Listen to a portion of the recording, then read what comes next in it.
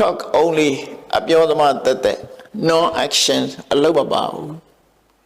အဲ့ဒီလိုပုဂ္ဂိုလ်မျိုးဟာ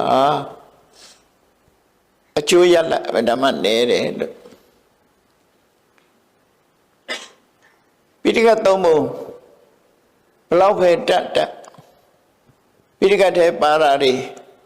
ရှောင်ရမှနဲ့ဆောင်ရမှာရှောင်ရမှာကိုရှောင်ခြင်းဆောင်ရမှာကိုဆောင်ခြင်းဆိုတာ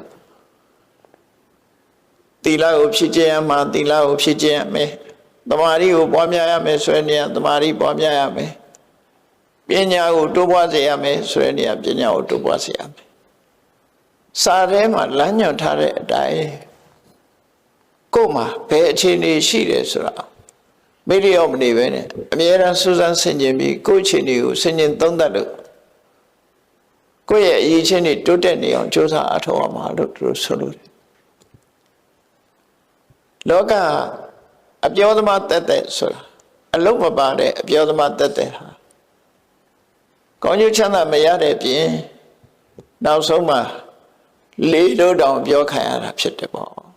လေးဆိုတာအကောင်အထက်မပေါ်ဘူးလေပျောက်ကွယ်သွားတာပဲဖြစ်တယ်အေးဒါကြောင့်မို့ဖခင်ရဲ့အဆုံးအမတွေကဘလောက်ကောင်းတဲ့အဆုံးအမတွေဘလောက်ပဲရွတ်ဆိုဘလောက်ပဲတိလောက်ရမယ့်အလုပ်ကိုမလုပ်ဖဲနေလို့ရှိရင်ကျိုးမရှိဘူးလို့ပြောတာမြတ်စွာဘုရားအခါစားနွားချောင်းသားဟာနွားတို့မတော့ရတယ်လို့ပဲဓမ္မရတ္တကိုသူရရှိမှာမဟုတ်ဘူးလို့ဓမ္မရတ္တလို့ခေါ်တာဓမ္မကိုကျင့်သုံးတဲ့ပုဂ္ဂိုလ်ဟာသာလေဓမ္မရတ္တကိုရရှိမှာဖြစ်တယ်ဓမ္မရဲ့အရာသာကိုသူကလုံးဝသိမှာမဟုတ်ဘူးလို့ဒီအိဗယ်နဲ့ရွယ်ပြီးတော့မြတ်စွာဘုရားဆုံးမတာပဲဖြစ်တယ်ပေါ့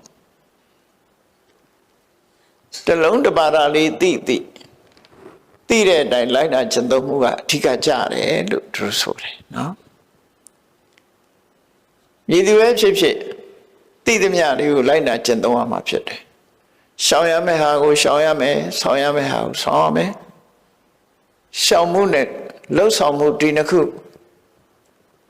လက်တွေ့ကြအသုံးချဖို့မြတ်စွာဘုရားဆုံးမတာပဲဖြစ်တယ်ပေါ့